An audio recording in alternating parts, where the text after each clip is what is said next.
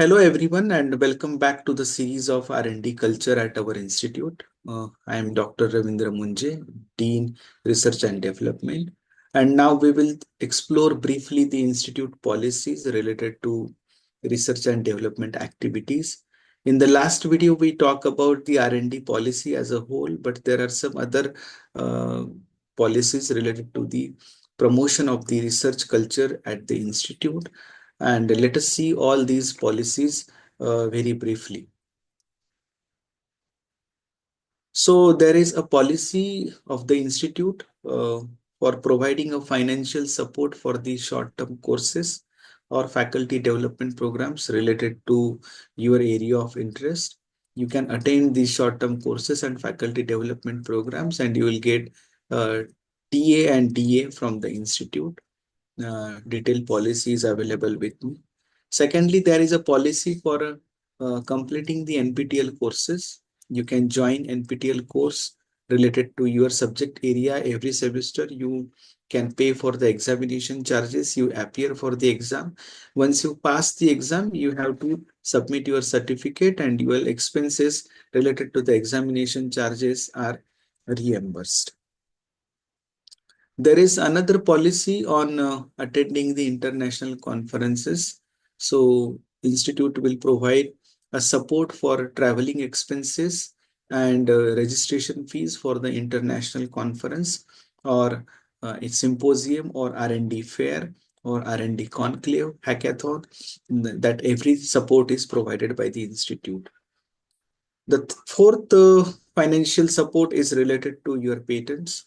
So when you register for the patent, the preliminary charges and subsequent charges are also shared by the institute.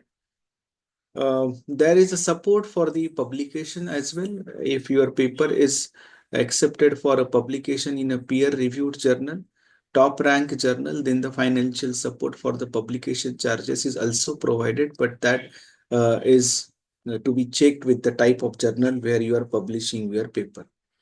Next, there is support for the attending the conference abroad. If you are going for a conference which is very high or reputed conference in your area, the travel support is provided by the institute for the conference after every 3 years. Then there is support for the undergraduate projects as well. If you are taking any undergraduate project, and if you need some financial support for buying some components, then the support is provided to you. There is a policy for giving some incentives, appreciations, and felicitation of the faculty members for their research achievements.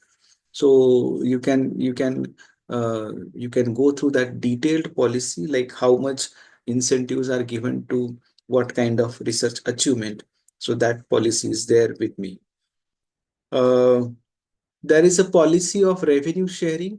If you are taking some industrial consultancy, if you are taking some industrial trainings, if you are trying to solve some problems, then there is a policy of revenue sharing, like how much percentage you can give it to the supporting faculties, the one who is involved in the actual project work, and the institute sharing that everything is available with the institute. Institute also promotes for the faculty members for the postgraduate degree, PhD degree, and postdoc degree. So for that, you need to apply to the principal or the director of the institute, and you can avail that facility. Then there is a policy to provide seed funds for the multidisciplinary project if the project is very uh, of high importance in that particular area, and it is having the potential of getting funds in the future.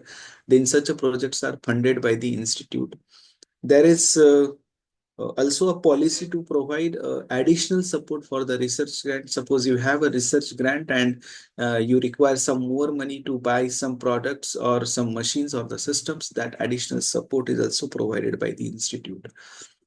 So these policies apply to all the faculty members of the institute. For more information, you can approach your head of the department or research and development coordinator, or you can approach me. There are some eligibility criteria to be satisfied for availing the benefits of all these policies. If you satisfy the criteria, prepare a request application addressing the director of the institute with all supporting documents and proofs and submit it to the approval in advance. In some cases, director may ask for the more information or may ask for the presentation of the work that you are going to present, and after that he may provide the approval for it.